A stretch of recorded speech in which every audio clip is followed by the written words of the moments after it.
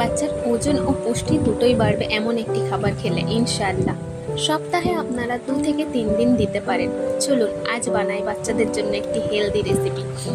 আমি যখনই আমার মেহেরাকের জন্য মাংস রান্না করি এইভাবেই দিয়ে থাকি সাধারণত। প্রথমে একটি প্রেসার কুকার নিলাম, তাতে সামান্য একটু বাটার দিয়ে সেটি গরম হলে সামান্য পেঁয়াজ কুচি দিলাম, কেটে রাখা গাজর কুচি, মিষ্টি আলু, কুমড়ো, কেটে রাখা বিনস, শাক কুচি, শাকটা না থাকলে আপনারা স্কিপ করতে পারেন। তাতে সামান্য একটু টমেটো কুচি দিলাম এবং কেটে রাখা মাংস কুচিগুলো দিয়ে হালকা নাড়াচাড়া করে তাতে সামান্য আদা রসুন বাটা, ফ্লেভারের জন্য একটি এলাচ, সামান্য একটু তেজপাতা দিয়ে নাড়াচাড়া করলাম। ধুয়ে রাখা চালগুলোও দিলাম।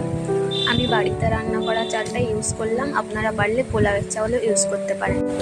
সামান্য একটু হলুদ গুঁড়ো, একটুখানি গোলমরিচ গুঁড়ো, একটুখানি লবণ দিয়ে ভালো করে নাড়াচাড়া করে পরিমাণ মতো পানি দিয়ে ঢাকনা লাগিয়ে দিলাম।